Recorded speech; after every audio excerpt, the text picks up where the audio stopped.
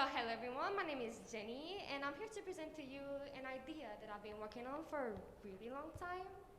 And I noticed that every time I go to those talks about the climate change, every time like it's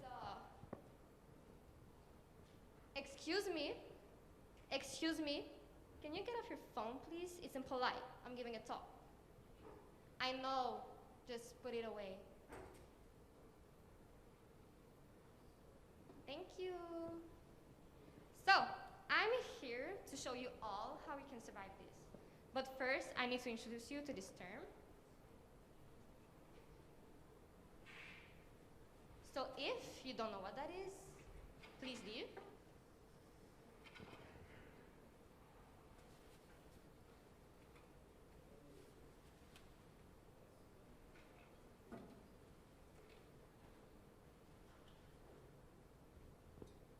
He would have never made it.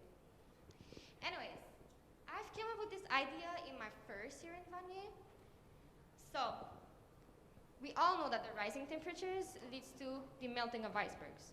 The melting of icebergs leads to the rising sea levels. And the rising sea levels leads to more talks like this.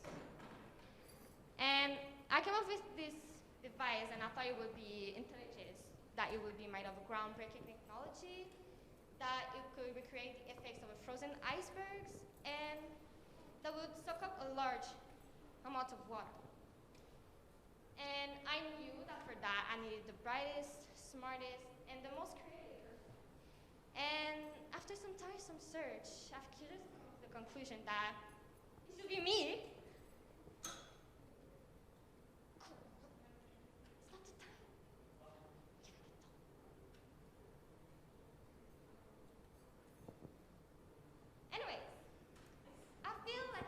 Important to tell you all about the great achievement in my life.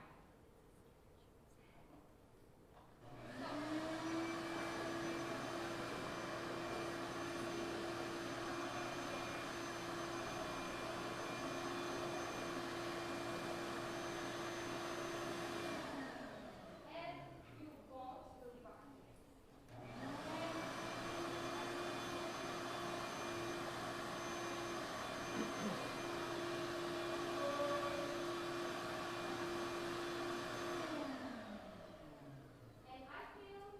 Like, it was just the greatest achievement in my life, you know? So, I came up with it, and it's made of a high-tech device. It's a highly absorbent material. It weighs around 120 pounds. It's about 6 feet tall and 7 feet wide. And once it's inserted into the water, it absorbs almost 60 hundredths of water, 65, yeah. And to make sure that the designed water doesn't go back into the ocean, I designed it, for it that it always stays above the water.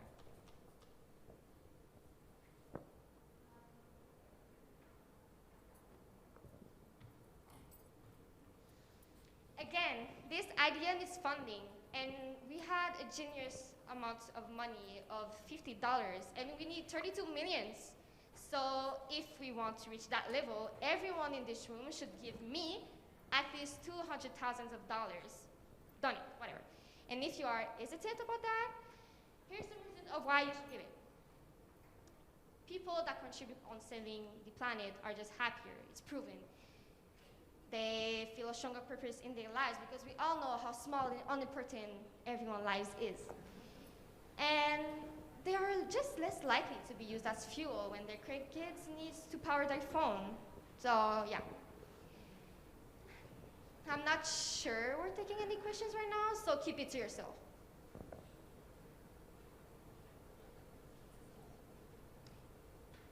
Okay, what's your question? So it's like a sponge, right? What? You're building the idea. It's like a big giant sponge. Actually, no, it's way more complicated than that. So it's like a complicated giant sponge. I'm sorry, who are you? I'm Mr. Jeffrey who cleans you. Well, okay, Mr. Jeffrey who cleans here. Since the only sponges that you are familiar with are the ones you use to clean the toilets, you should keep your mouth shut and let the smart people talk, okay? Do you have any idea of how much effort I put in this? The number of minutes? The time? Do you have any idea of how much Starbucks I have to drink? This is a great idea, and I'd like to see anyone in this room to come up with something even close to it. Absolutely, it will. It doesn't run on gasoline. You wrote it. You can go back and check. No, I didn't. Just wait. You could just check yourself.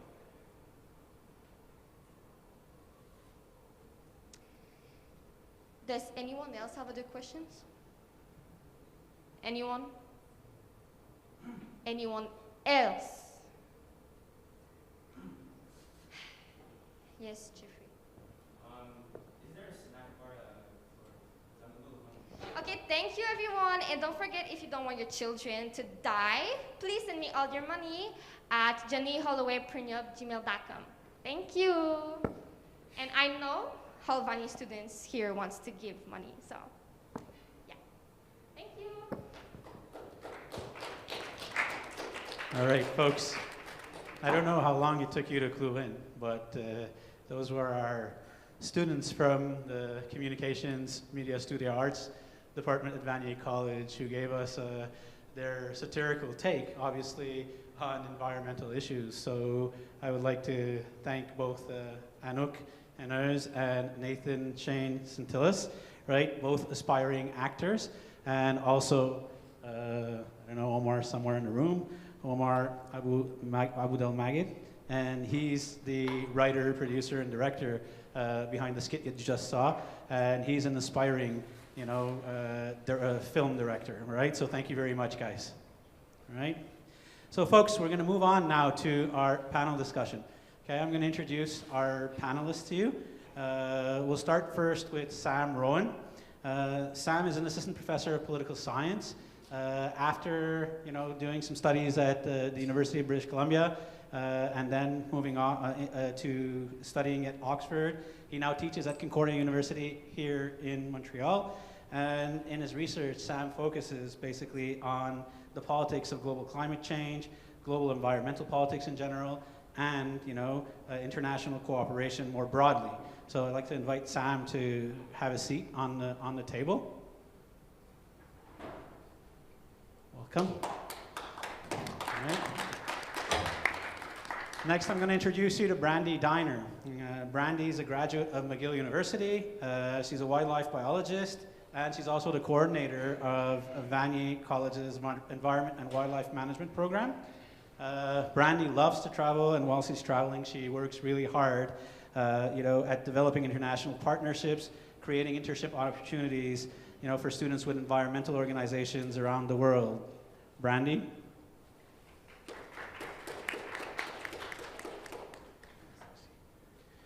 All right, and now I'm going to introduce you to three of our student panelists, okay?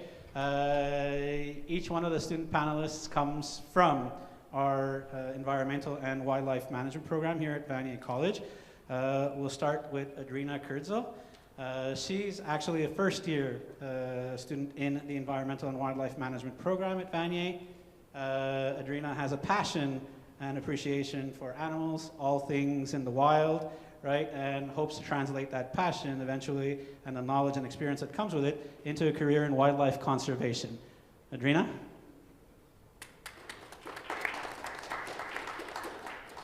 Okay. Our second student is Nicola Johan. He's a third-year student in the Environmental and Wildlife Management program at Vanier. He's already got a college degree in social studies. Nicola is very enamored by the beauty of the natural world, and Nicola emphasizes the natural world's non-superficial, non-economic value, right? And he so aptly states that it cannot be priced or quantified.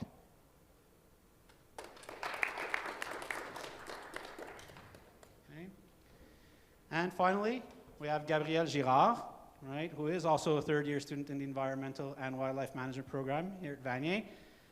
She's actually recently started her career as an environmental educator and as a wildlife management agent in her hometown of Vaudreuil-Dorion, not too far, right?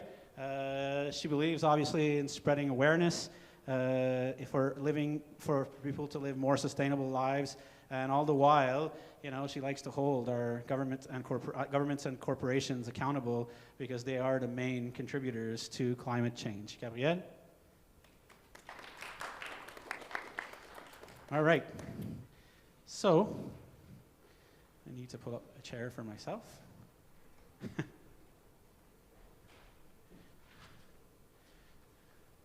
Okay, thank you. Yep.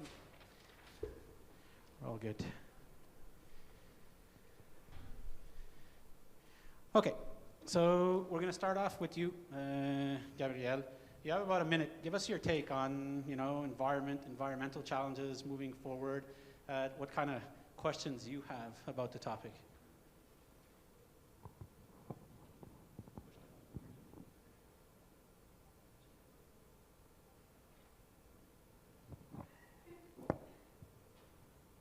Perfect, okay.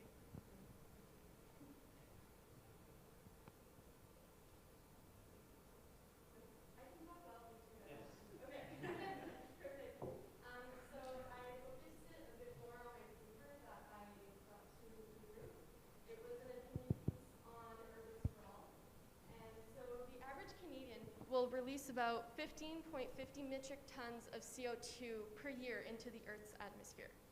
And this is caused mainly by the lifestyle that the average Canadian will lead.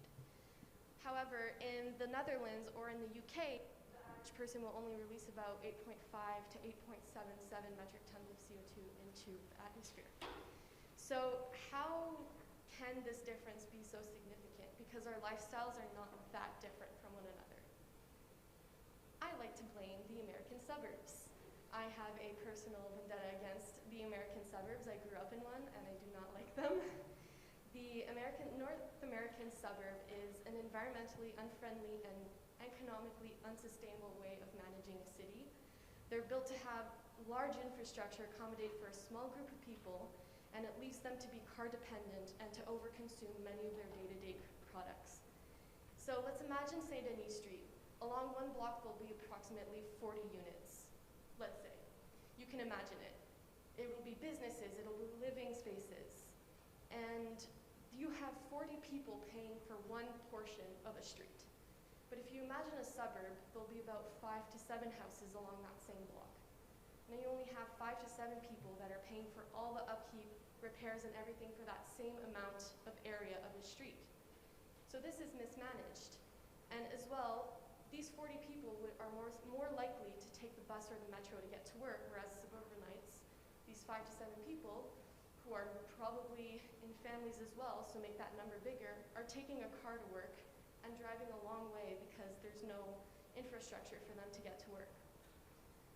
So should we restructure our suburbs to have more condensed housing and better public transport, we could lower our carbon footprint and better the lives of citizens, and we will have more economically sustainable neighborhoods. So my questions are, what changes can Quebec make for creating better neighborhoods? And is the Quebec population ready to make this change for the environment? Thank you. All right, so we'll start, Brandy, what can you add, or do you have any answers or to the questions or the queries that, Gabriel, or potential avenues?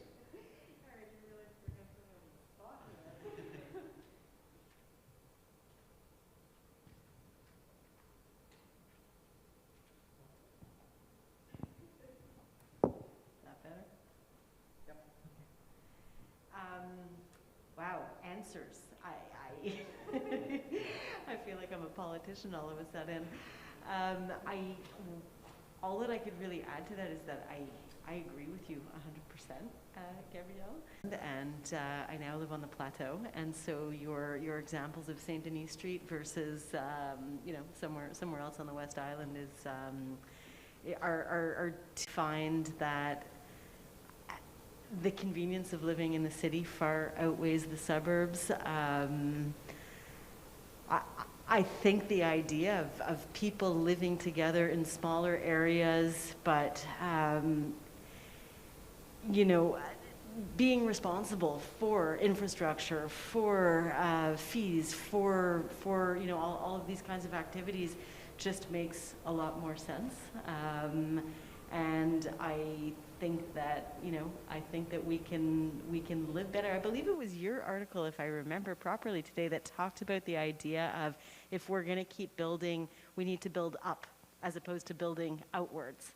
And I think that there's a lot of cities in the world that actually exemplify exactly that. And so, in response to what you're saying, I would say that maybe we could turn to some of these models and look there for ways that we can deal with the fact that we do have a growing population. And I think that that's something that we have to contend with. I don't think population growth is going to stop anytime soon. But if that's what's going to happen, then how do we manage to find ways to coexist so that we can still preserve the green spaces that we have, make room to grow more green spaces, and also allow human beings to still be able to have a place to live? Thank you. Sam. Yeah, hi, thanks for having me. It's a really great question. When you started about should we end suburban sprawl, I was going to say yes, and then is there another question that we can answer? But I think the question of transportation is really interesting because obviously we have so much infrastructure already that we have built, and people decide to live their lives based on what infrastructure is available and convenient for them, right? And so the fact that over the last 100 years we've made it so convenient for people to live further and further away, and not given people choices to live closer by having zoning laws that make it difficult to build in the cities, or by funding highway expansions that make it easier to live further out, by keeping the price of gas low so people, that choice is even easier. And we've done all kinds of policy things over decades and even a century that make certain choices easier and other choices harder, right? So there's a whole reason in physical infrastructure for why we have this kind of problem.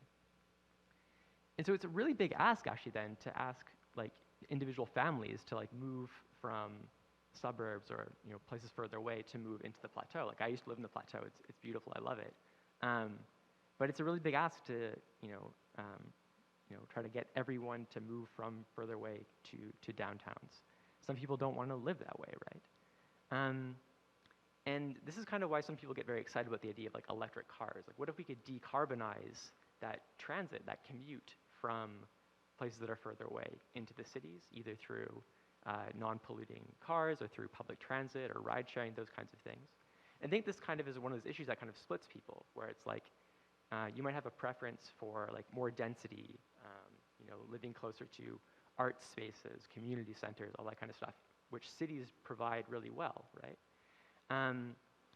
And then you might also have a preference for decarbonization. And in some ways, those don't always fit neatly, right? You could have is the electric future the future you're excited about, even if we still have these suburbs? Or would you rather have the kind of urban density through some other means? Does that make sense? Thank you. I'll ask the other two student panelists if they have anything else to weigh in or add. So Adrina? Well, I think something that's important to take into account is the aspect of community. And when we're talking about suburban living, it's so much more separated, and you don't have the same sense of community. So I think as we're building new suburbs, maybe to integrate more of a community aspect where people are more encouraged to do ride sharing, or to really protect the land that they are developing, so that there's the protection aspect of it, rather than just humans blowing through the area and building. So I think that's something to think about as well. Thank you. And Nicola? Yeah, as far as electric cars go, I do see them a lot as just a greenwashed solution.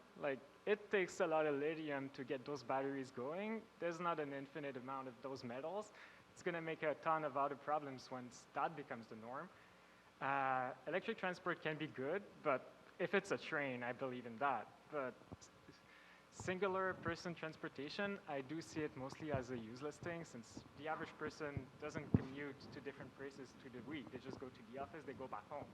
And that can be achieved with a good transit network of trains. So yeah, I really believe like single vehicles for like one singular human is a bit exaggerated and not the solution to look forward to. All right. So what I'm getting here is, how could we manage to, continue living in those type of spaces because, policy, zoning, regulation for nearly a century has been, lined up to drive those type of things, right? And people have gotten accustomed to those type of lifestyles, right? I mean, I'm guilty. I live in a suburb, and frankly, I like my backyard. I like the space. I have a boisé, or a green area behind my house, which I really enjoy. I go with my dog into those areas, right? And to ask somebody like me, I think Sam's right, to come back to live somewhere in the plateau would be a tough ask, right? But I understand what the ramifications are, and I agree with you that urban sprawl is not something that we should continue with. Building highways and more facilitation for single-person transport. Probably not a good idea either, right? But I mean, how do we get to a cross somewhere in between to find a viable or workable solution? I guess that's the sort of conundrum. And, and my question, and you guys are going to hear me a lot today, is like, how do we get our decision makers to be a little bit bolder and understand the urgency of the situation? And how do we get them? Because they're the ones that have to start these, Of course, we can poke and prod from the outside as a society, civil society, even, participate in politics if we can. But yeah, so I don't know if anybody else wants to add anything else here on this particular matter or topic. Oh, we're all good? Sam, Brian? No? All right, okay.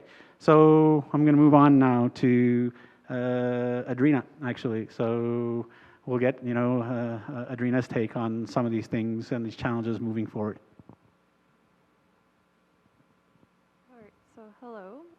Today I wanted to talk about the loss of biodiversity due to human development and what we can maybe do to mediate this loss. There's been an extensive loss of wilderness and wildlife on our planet since industrialization. It's estimated that only 23% of the land surfaces are considered wilderness. We have caused the loss of about 83% of wild mammals and 50% of plants to make room for our own human needs, which is largely dominated by monocultures, which contribute astronomically to pollution and deteriorate soil quality. Scientists have begun to ring the alarm bells that we are amid the 6th mass extinction event on our planet due to human development, and the implications of this are very concerning. The removal, endangerment, and extinction of each species degrades nature's ability to function and in turn to sustain life, and that includes our own lives. So my question is, how do we shift from the current monoculture mentality to a more sustainable future that encourages biodiversity, and how do we retrain ourselves to start sharing the earth again?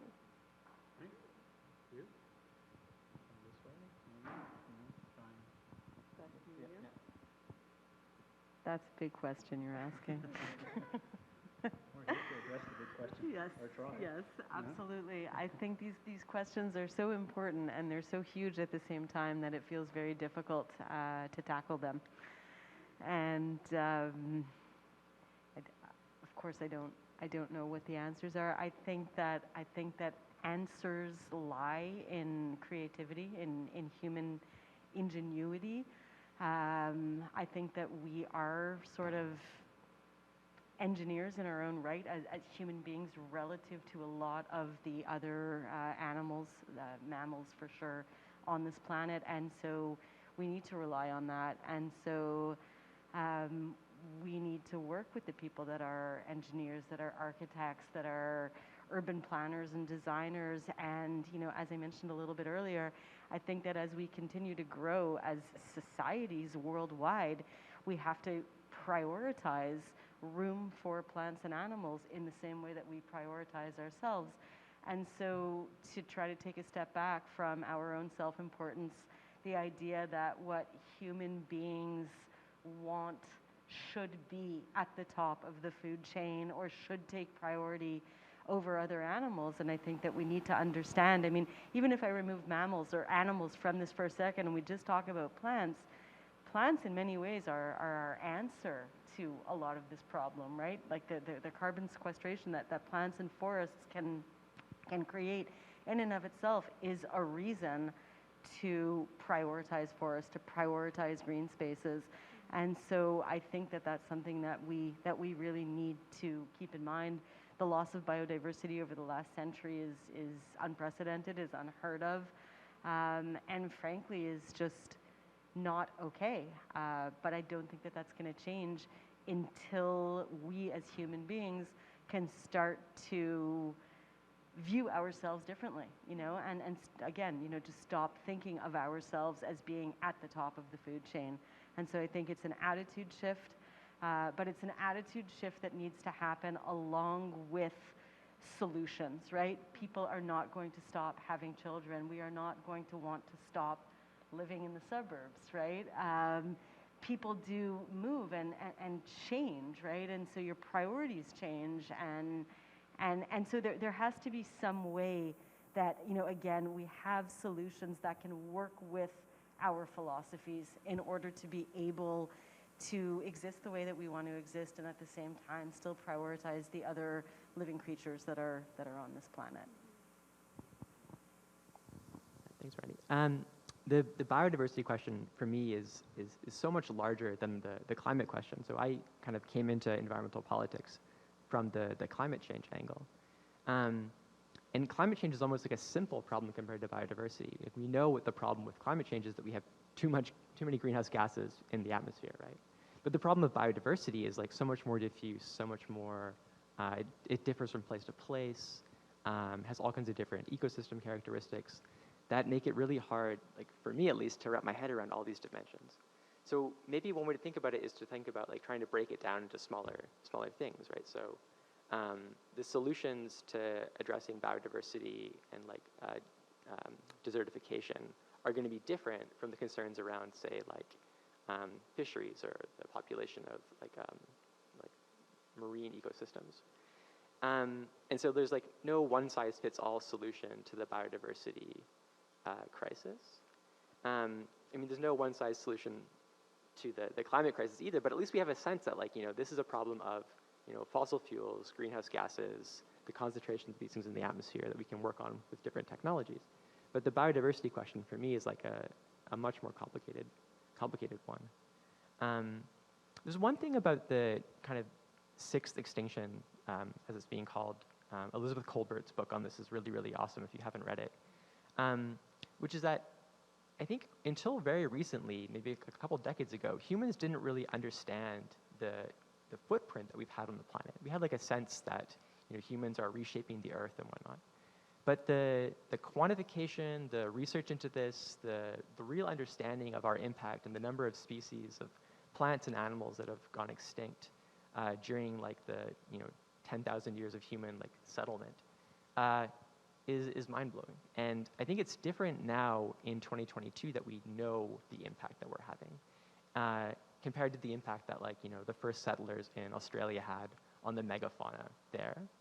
You know, they probably didn't understand the consequences of these actions in the same way, just because of like the development of science. And where we are now, it's different now, the responsibility about this, because we know what we're doing, to think about how this was in the past.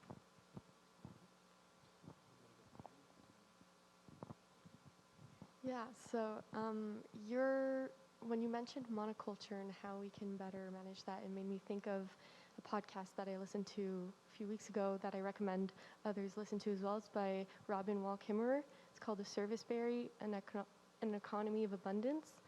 And it was really interesting. While I really like the idea in theory that she brought up, I don't know how well it would work in practice. But it mentions that the way that food is shared throughout the world is based off of scarcity of product instead of abundance of product. And she brought up the fact that, you know, grocery stores that are constantly stocked up and that throw out a lot of food because they want the shelves to be full. And other examples like that where, you know, you have all this waste of food, just to accommodate, once again, a lot of infrastructure, a lot of stuff to accommodate a small amount of people, bringing up the same point again. But the idea of maybe changing our approach to the way food is handled to the population as a way of having it be abundant instead of scarcity, I think would be really interesting. I don't know how well that would work, but I think it's a really good idea and maybe could help some of the issues with monoculture and using so much land for so much food, you know. That's So to piggyback on the idea of like just people and their food consumption, I do believe a lot of people, myself included, we're kind of like alienized from our food. We just buy it at the store. We don't really grow it. Well, I think if we allowed more people to grow their own food, have access to fresher produces, I feel like it would fight off a bit of that phenomena of just those large farms of monoculture that end up just burying wetlands under their fields. And if people actually saw the work involved, waste would be lesser and people would just feel a bit more connected to just the world around them and less around like the automatic self-checkout at the grocery store, which is the way we get our food now. Right, thank you. I mean, I'm going to go back to where it started here, and I think I am being a politics teacher, you know, and you know, mostly an international politics person, is this whole idea of you know our supremacy. You know, being at the top of the food chain is what kind of irks me out. You know, when I teach my students about politics and decision making for societies and collectives and public policy, you know, I often bring this sort of exaggeration to them, is that, you know, no animal species that I know of commits genocide on one another, right? We're the top of the food chain, we're the smartest ones, right? And this goes back to, you know, conquering nature and being the superior, you know, animal species on the planet, but no other animal species, as far as I know, and you guys will know better than me, obviously, because, you know, actually, you know, does things like genocide. So animals usually take what they need. There's a food chain, you know, they feed and then they move on. The carcasses serve for other purposes in the ecosystem and whatnot, yet we, you know, tend to treat ourselves as the superior beings. And, you know, I like this idea of, you know, having to, you know, socially, culturally move away from human-centered, you know, approaches to these things, like Randy said, and start thinking of ourselves as equals, one amongst many different animal, plant life, bacteria species on the planet. You know, I don't know if anybody else has anything else that you'd like to add here or share? No? Yes? Maybe? Anybody? Yeah. You just made me think of something when you thought of that. I remember several years ago I traveled in Australia, and I remember hearing a statistic that in New Zealand there are more sheep than there are people. And that just sort of made, like, as you brought that up, you know, it just raised this idea in my head of, I'm not even quite sure why it is that we think that we're so special or that we deserve to be at the top of the food chain.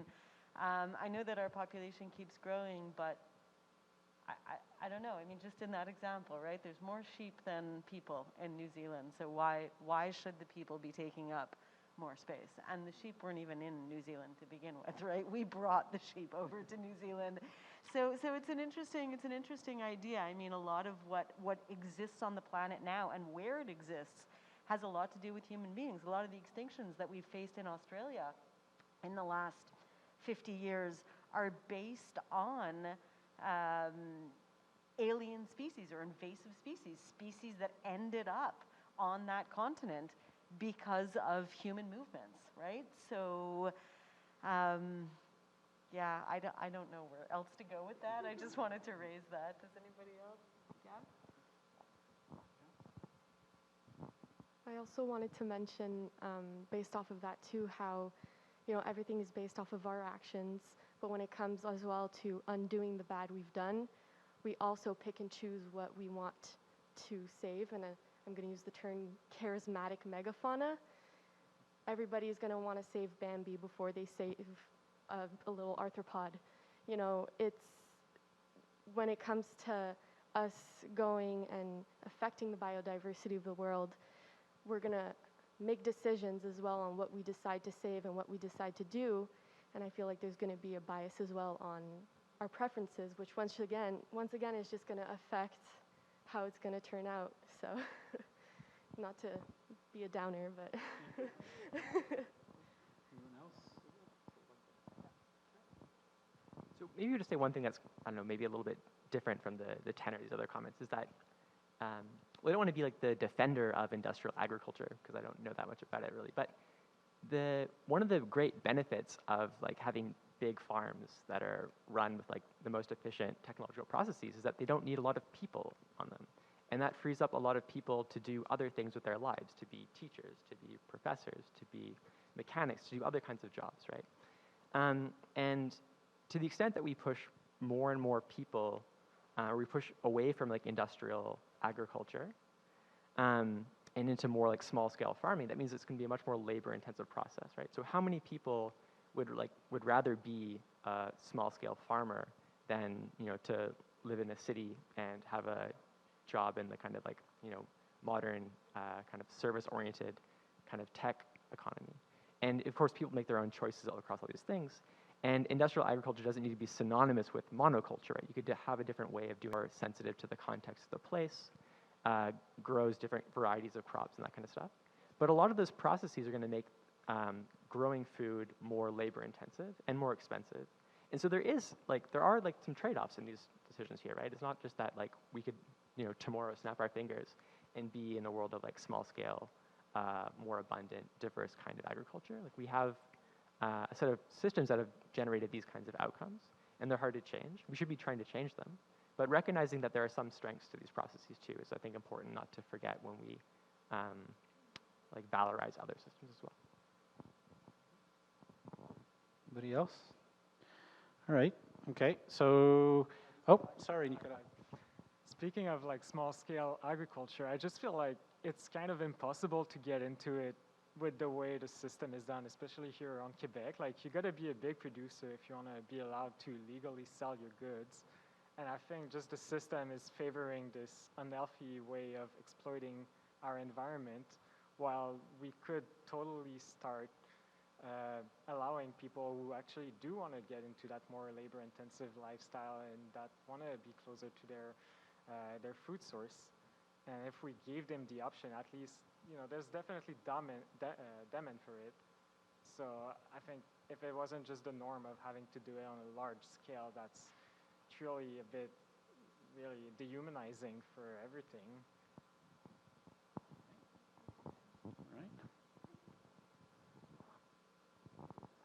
I just wanted to like bring back your point of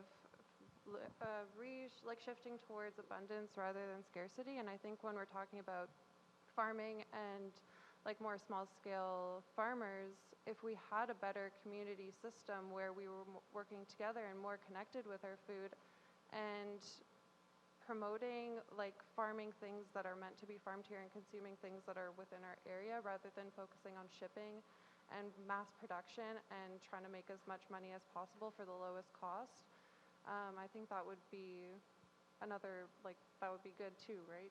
So. All right, a lot of food for thought, right? But again, yeah, oh, I didn't even realize I made that pun, actually. It registered a little bit later after it came out, all right? But anyways, I should have just said I'm brilliant, and I did it on purpose. Anyway, right?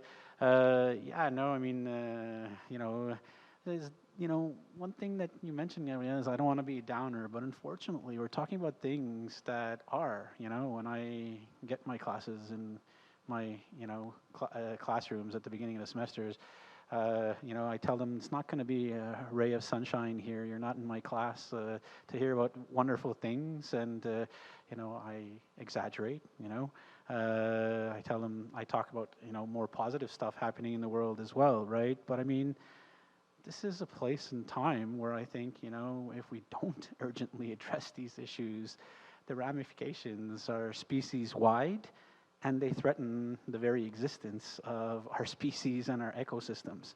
And I keep telling my students, well, the fact that people are fighting somewhere in the world over a piece of land and who belongs to and whose sovereignty that is, right, is devoid of any real use or meaning if we don't have an ecosystem that'll allow us to continue living on as a species, obviously, right? So, yeah, the discomfort is something, and I think, Brandy, I really enjoyed the readings that you sent to us about, the eco-anxiety and the mental impacts of, all of these things, but, we can't run away from it, and we need to speak about these things, right?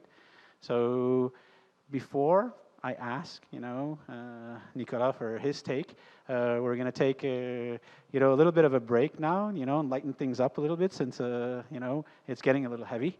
We're going to ask our wonderful trio of musicians, to give us a little bit of a break. But before, they start, I want to introduce them. They're, from the Vanier College music program. So on the piano, we have Sherazad Sabzahali. Sorry about that, right? All right. And on the guitar, we have Dylan Julius Quirk. All right. And on the bass, we have Katie Crevier. All right. So, folks, the floor is yours.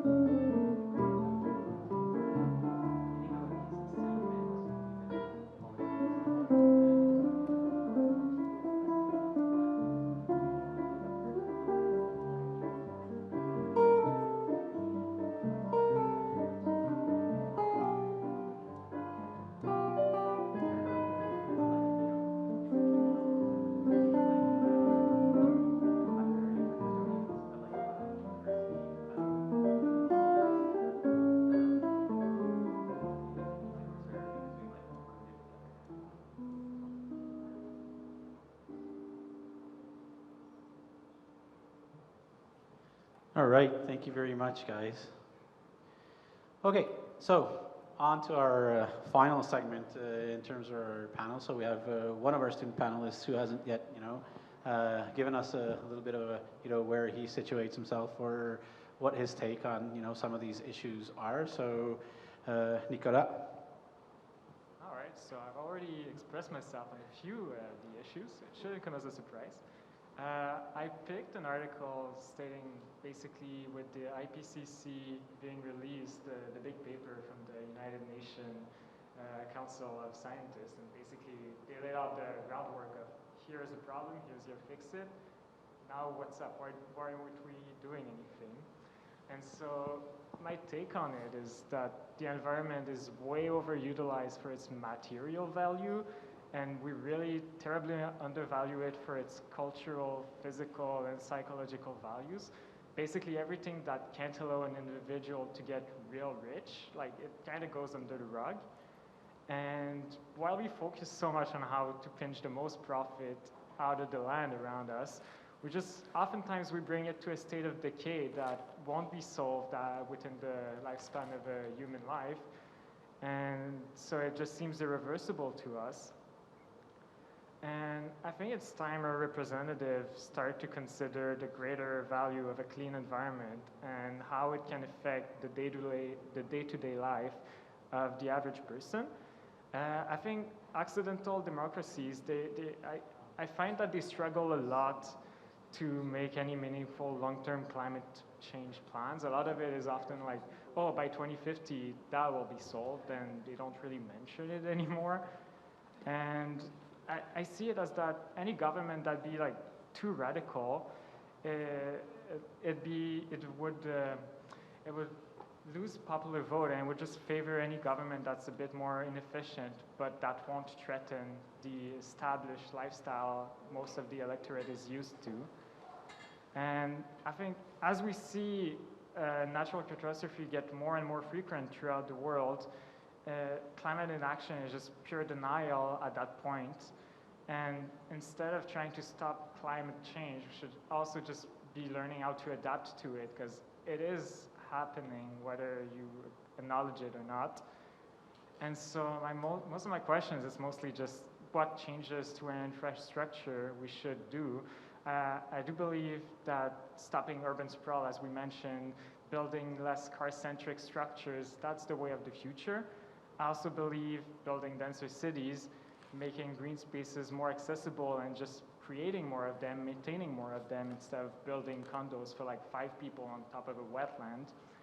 And lastly, I think the real challenge that we face is finding the collective motivation to build this kind of society where the environmental well-being goes beyond the personal comfort of the individual. And I find it real hard in nowadays context for like any politician to bring that forward without it being political suicide for them and just losing the way, like the popular vote.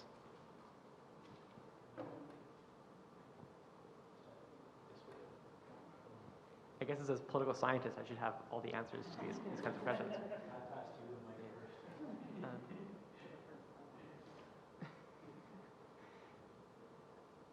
I guess to me, there's like many things that you said that are very interesting. I'm trying to organize my thoughts. So one is about like the IPCC's role in this, which is, they provide an up-to-date synthesis or summary of where we are on the physical science of climate change, the impacts from climate change, and what solutions we have to address it, right? But it's really unrealistic to expect that this information just like comes into the world and people like act on it. You don't just like add science and stir to a policy process, right? You need to think about like what politicians care about, what their incentives are. And this is kind of what comes on to your second point, which is about like how, in democracies, if you're running on a platform of ambitious climate action, that might appeal to some voters, but also gets like picked up and spun, distorted by other, political actors, interest groups that stand to lose from climate policy. And so if we think about climate policy not as like scientists give us information that we like, stir into the policy process, but as some kind of like, battle between different interest groups or aspects of society that want different things, right? That want to act on climate change more quickly, or that want to obstruct progress, right? You can think about who those two different kinds of actors are. You have like, Greenpeace versus ExxonMobil or something, right? And then you think about like, well, how do we get elected officials to be more sensitive to the demands of people who want climate action, right? And I think in some ways that trying to like build a coalition of people who really care about climate change, who see the benefits from it, and who are going to be mobilized on this issue for decades is like the most important thing to get right, kind of going forward from here. Because this really is a clash between like different interest groups. It's not about like convincing every single individual out there to change their views on the environment. It's about building a mobilized, organized set of people who are going to hold politicians accountable for their actions. And I think there's all kinds of clever strategies that we can talk about maybe towards the end about how to do that. But I think when you see this not as like an information problem, no one is like unaware that climate change is happening at this stage in 2022. It's about what the political constraints are and who politicians are responding to. You get a slightly different picture of what the drivers are of policy going forward. So I think it's interesting that we have a political scientist and a biologist here. I think that we approach this problem from a really different viewpoint. It strikes me when you say, well, we can't just add science and stir, because I want to say, well, why not? I mean, really, why not? In the article that Nicola suggested this morning, there was a line in there where the author wrote something like, what the IPCC report is great because it actually gives you solutions. There are things in here, concrete suggestions and solutions that we could use, and if we would follow these, we might be able to get ourselves out of many of the conundrums that we're in right now. And the pragmatist in me, the scientist in me, I'm sold on that, and I guess that's where, I'm not a political person. I don't think that, I do understand, obviously, that we have to please the people, that we live in a democracy, that people need to be heard and everybody's viewpoints need to be, understood. But I don't understand why science doesn't come first. I don't understand why we don't take action that matters and has the ability to make a difference and then sort of deal with the political fallout after that. So I'll leave it there because I don't know, and I'm not saying that that's what I believe and that's the way it should be. I'm recognizing the difference in the two viewpoints of coming in. So I think it's interesting to sort of have you and I sort of having this conversation at the same time. So yeah. I'm still collecting my thoughts. Okay.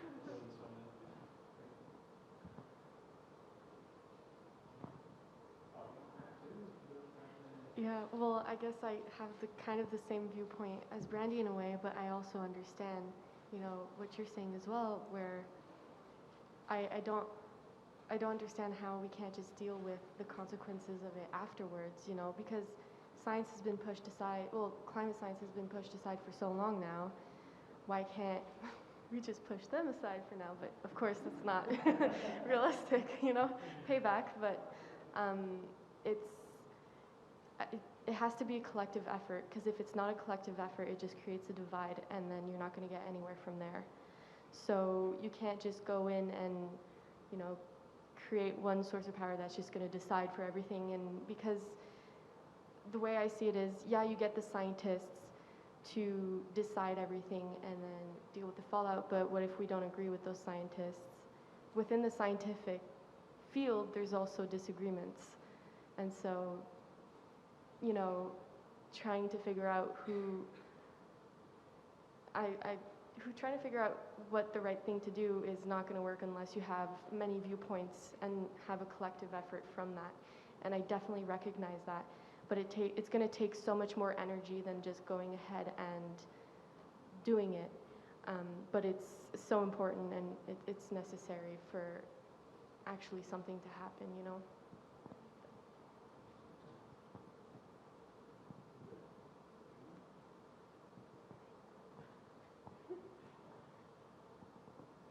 yeah, just to like piggyback off other people, it's incredibly frustrating that we have this information here, and like you even said, no one's really denying at this point that climate change is real, but there is like a lack of information that's getting out to the general public, and maybe that's why things are having such a hard time getting off the ground, is because we have these large companies that are still profiteering off the destruction of the environment and who don't want to relinquish that power. So the less that the public is really informed and is getting upset and angry about it, like I don't want to live in a world where everyone's angry all the time, but at some point you have to get angry and stand up and say stop. Like we can't let politicians just be like washing over everything all the time and forcing our generation to pick up the scraps when science is constantly just trying to like follow up behind and pick up the pieces. It's going to come to a point where we're not going to have enough pieces to pick up and rebuild. So I don't know.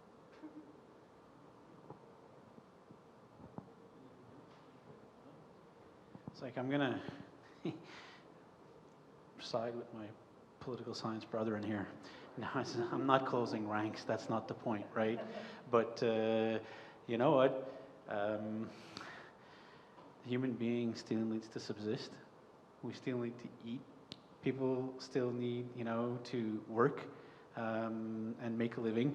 And you know, things like greed, overconsumption, you know, things that are definitely problematic are not going to disappear overnight.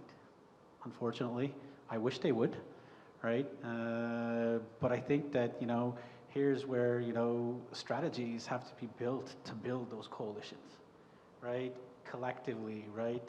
Brandy, I would like nothing more than the science to be applied and policy to mirror what the science applies. But unfortunately, you know, what we tend to teach is, you know, there's something that gets in between there, and that's the human being. The human being's a complex thing, right?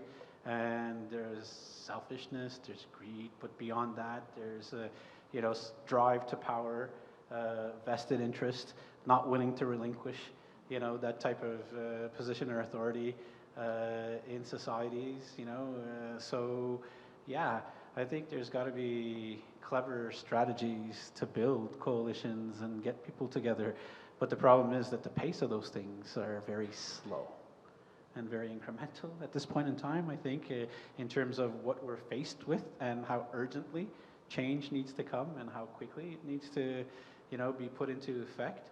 And, you know, here, you know, I don't want to bring democracy, you know, to, you know, be judged or into the courtroom. We're living crises in democratic states, right? Various types of crises, and electoral cycles are not favorable to climate issues. They're not favorable to environmental issues, unfortunately, right?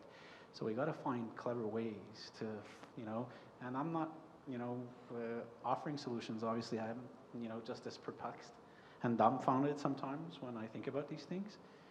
But I guess, you know, this is where, you know, the pragmatist in me also says, yeah, well, people are going to want to continue having jobs. People are going to want to continue working, producing, you know, and we got to find a way, you know, to change the culture about how that's done, right? I mean, I'll leave this, you know, to, well, you know, the rest of us too. I think one of the problems is trying to implement economic theoretical solutions to a problem that first was created by economic, you know, theories driving production. So if there's no cultural shift, right, if there's no shift in ways of thinking, right, moving forward, then, you know, I feel, you know, and from my perspective, we're stuck in a perpetual cycle here, you know, that is going to lead to catastrophic consequences, and obviously that's not where I want to go. I don't know if anybody else here wants to add to that, or, you know, yeah. So I think I see this similarly, but I want to be like clear that I don't think that we don't have any tools, or like I don't think that we're stuck with this. I think it's about being kind of clear-eyed about what the constraints are, so that we can tailor our efforts and our energy and our strategy at the most effective pressure points, right? So if you know that to, you know, completely decarbonize the electricity grid means getting electric utility companies to stop burning coal, right?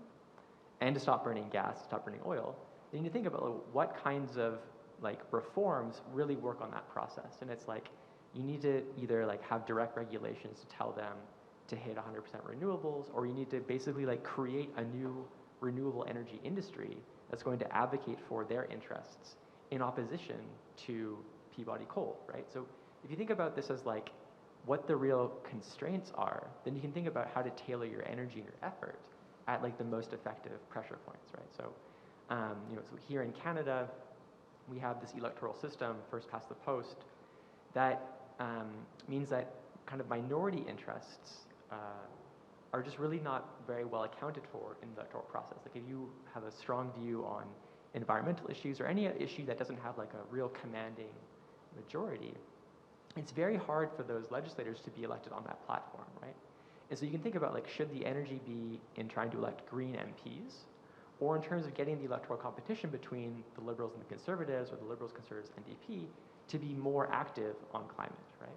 And I think, as a matter of like what political strategy looks like, to me, it seems more likely that we're going to get better climate outcomes if we can make the Liberal Party act faster on climate than trying to elect more green MPs, because the constraints on the electoral system are so strong that you're never, like not many jurisdictions in Canada are going to have a Green Party, for instance.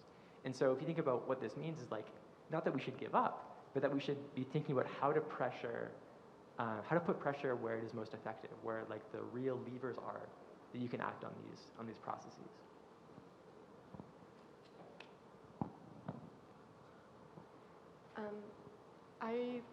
When you brought up pressure points and how we can build it from the ground up, I truly believe that the best way that it can go about is putting most of the power in the municipalities first and putting in pressure on the larger things, because I find that starting off smaller, I feel like municipalities can have much more power when it comes to changing not policies, but just changing maybe certain things that can affect the lifestyles of the citizens, which could then lead to differences maybe in policies that would create those pressure points.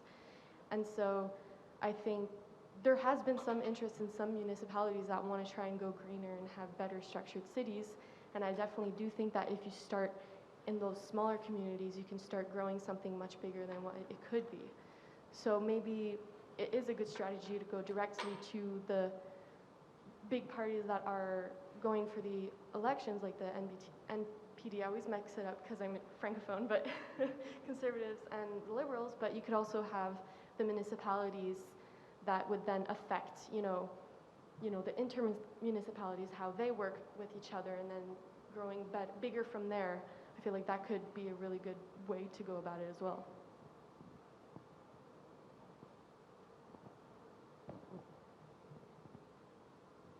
I think I have two things to say to that. I agree with starting smaller. Something that I thought of while you were speaking, and also was alluded to in the article that you chose for today.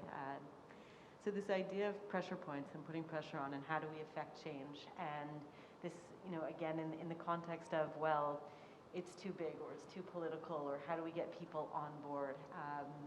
It reminds me of what we tried to do with the tobacco industry 20 years ago. I don't even know how long ago it is anymore. But I know that I remember a time in my life where the idea of getting people to stop smoking, of not allowing people to smoke in restaurants, in bars, in public, was an impossible idea. And that the politicians, the governments, everybody was saying the tobacco industry is too strong. There's too many jobs in there, there's too much money in there. And somehow, we, and all just the royal we, but we decided that this was important enough. And legislation was put into place at a time that pissed off a lot of people. And now here we are 20 years later, or whatever it is, and the idea of walking into a restaurant and having somebody smoking in front of you. I was recently at an airport and there was a smoking room in this airport. It was in Europe, and I went, what is that? Why is that? And so in 20 short years,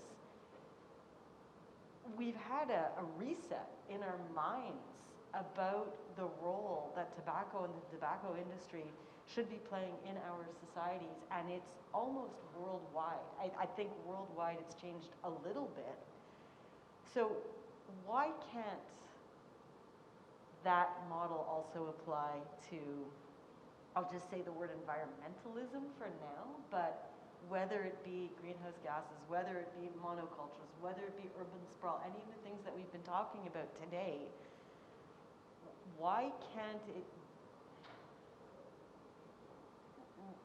be marketed in a way, you know? And I know that opens a whole other conversation, but I think that's where, you know, that's what we're touching on at this point in the conversation. So I'll leave it there because I think it's something to consider. I think the tobacco example is really instructive, actually. You know, in a relatively short period of time, you know, Western societies went from being like high smoking societies to low smoking societies. And if we think about how we got there, and I'm not like an expert in this stuff, right? But we didn't get there by banning cigarettes overnight, right? Which is kind of the demand that we hear a lot in climate space, which is like, we're just going to ban fossil fuels by like some near date, right? But it's like, you know, there's like taxes on cigarettes. There's rules about not smoking inside, not smoking within 6 feet or 2 meters of a door or window. Now there's moves to like plain packaging. There's all kinds of stuff going on that's like, it actually looks quite incremental. Over 20 years, it looks transformative, right? But in the moment, I think in like 1998 or whatever, it probably looked like all you're doing for me is putting like an 8-cent tax per cigarette. Like that's not going to do it. But not to say that like, you know, the incremental approach will definitely work in climate, but I think that the steps of reducing smoking in Western societies has been kind of through a series of relatively like non-confrontational policy steps around like, you know, indoor smoking, planes, restaurants, that kind of stuff, and then this like 6-meter rule or whatever, as opposed to like setting maximalist demands at the very beginning. The other really interesting parallel is the way that the big tobacco companies orchestrated this really intense disinformation, misinformation, lying, denial campaign about the dangers of smoking. And part of the story of climate actually is some of those same people whom were the ones orchestrating the campaigns about how tobacco was actually not bad for your health ended up becoming the main protagonists in the climate misinformation story. And so some of the problems that we have right now about climate change is that we're living downstream of like 30 years of concerted efforts from oil and gas companies to deny the real impacts of climate change, to deny the urgency of the problem, and to deny the solutions that we have to the problem. And so recognizing some of like the uphill battle we face there based on 30 years of misinformation kind of helps us understand a bit more as well, like where we are today with this problem. But I think that's a really great analogy. Right, I mean, Brandy, I'm glad you brought this up because, you know, my area of interest when I started, you know, writing my PhD dissertation was ideational politics and the impact of ideas on change and whether it can impact change or not. And, you know, my major case study was slavery, practice that was justified, considered normal, justified theologically, economically, practically not questioned for nearly 1,700 years of recorded human history, was flipped in 200 years, about 2 centuries, right? And I'm not telling you that slavery is not a problem today, but at least there's a normative, you know, stance against slavery. Nobody believes and can tell you or stand up in a public place and tell you slavery is a good thing. There's inferior beings, superior beings, you know, they're best served to see the inferior, you know, those, you know, it's not possible anymore. There's been a complete normative shift in those type of ideas. And, you know, in the grander scheme, 200 years versus 1,700 years that practice was common. This harks back to these things. I think that it's, you know, changes. And, you know, to add to what Sam is saying is that it's incremental and it's multifaceted. I think that, you know, pressure points are everywhere. I was like, I was reading a great article yesterday. Stephen Guilbeault's taking a lot of slack recently. North Bay approving another fossil fuel project, right? And I read a whole lot of articles criticizing the man. He's not a radical anymore. He's not a climate activist or environmentalist anymore. And I read one that gave a different take today, and I don't necessarily fully agree with it. I said, is it not better for him to be on the inside, right? And lose on this one battle and possibly continue working from the inside to shift on other battles, right? So there's a pressure point from within, there's pressure points from without, there's coalitions, there's interest groups, there's citizens groups. So I think, multifaceted and incremental. The only thing that's problematic for me with the analogy is that I don't think we have 20 years when we're talking about the topic that we're talking about today, unfortunately, right? So, I'm going to go around the table, get people's final thoughts if you want to give them, feel free, right? And then, we're going to wrap things up. So, Adrina, do you want to go, or do you want me to start here? Anybody ready for this? Okay. So I think my biggest takeaway is just that this topic is really complicated to talk about, but that we do have options, and there's no need to feel fatalistic about it. It's scary, yeah, but it doesn't have to be the end. We can lift each other up and we can pull through it. So that's how I feel about it. I'm going to agree with Adrina, because otherwise I'm going to cry. I think that we have to. I think that we have to remember that necessity is the mother of invention. I think that when we look around, there are tons of wonderful examples in this world of positive changes that have been made, and that we have to keep looking to people or places or policies that inspire us and that we can learn from. And I think that we have to continue to be positive and to do our best to implement these kinds of ideas and not let that eco-anxiety get in the way of progress. Yeah, I'd echo those two comments as well. I think we do have the kind of like technological tools to solve this problem. It's a tough problem, but we know what we need to do. I also think that trying to avoid that sense of like grief or anxiety is important, but also like recognize that some days, if you care about this issue, you're going to feel crappy, right? And think about like what like a set of peers looks like that helps you work through those things, or things that you can look at that is like the bright side of these issues. And I had a third thing, but now I've forgotten it. But like we can do this one. It's not like we're not all going to die.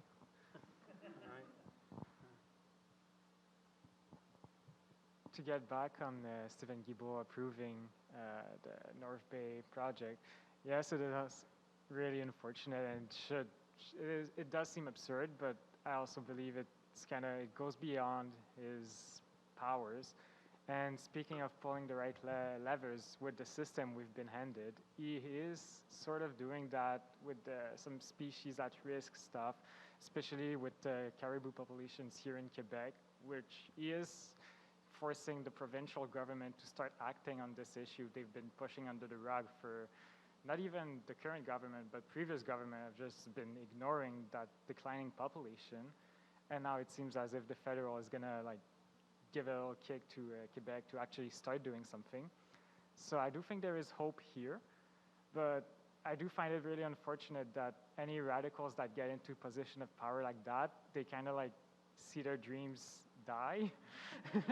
I think a good example of that is in France, one of the environmental minister, I think it was Nicola Johan, and he was a Stephen Guilbeault type, and he quit the job after a couple of months, stating he couldn't be changed from the inside.